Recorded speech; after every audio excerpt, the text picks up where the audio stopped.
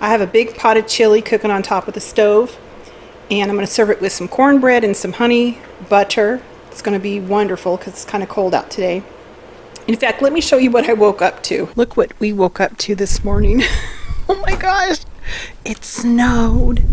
Now I don't think it's going to stick. It's already starting to melt, but what a surprise. It wasn't in the forecast at all. Ooh, it's cold out here. I have a few different type of chili recipes, and this is just one variation that I make. And I got a request to show how I make a ground beef type of chili, a red chili, a simple like weeknight version. And so I went ahead and did the video for that purpose in mind. I make different kinds of chili. I have a big stock pot heating up, and I'm just going to put a little bit of oil in the bottom, maybe a tablespoon or two. I'm going to add 4 cups of chopped onions. I'm making a double batch. And I have these cooking over a medium heat. Salt and pepper. You can see how much the onions cook down.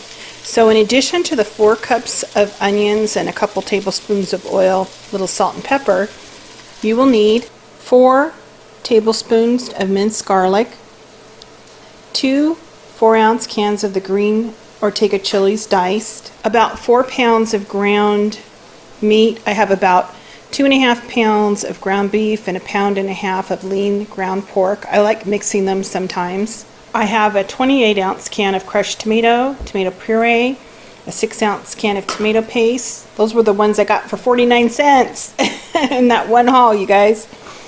I got 3 cans of kidney beans. I'm going to go ahead and drain these and rinse them off. I have 4 cups of beef stock. As far as our spice mix, I have 1/3 cup of the dark chili powder, and I'm just using that one I got at BJ's.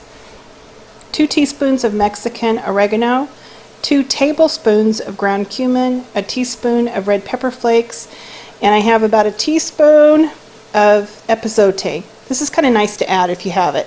Not essential, but I have it, so I'm going to add it. The onions have all cooked down, and I added the garlic and the green chilies. We'll let those cook for a minute or two, and that on the bottom of the pan, it's going to deglaze, so don't even worry about that. That's the good stuff. That's where all the flavor is. So cook this about a minute, and then we're going to add the meat. I went ahead and added the pork and the ground beef, and I'm going to get this browned up.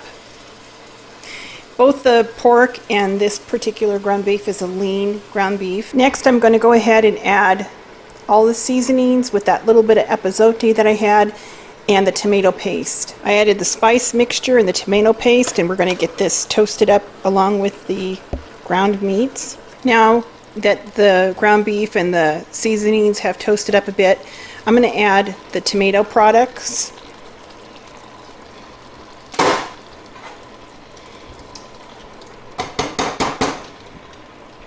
And the beef broth.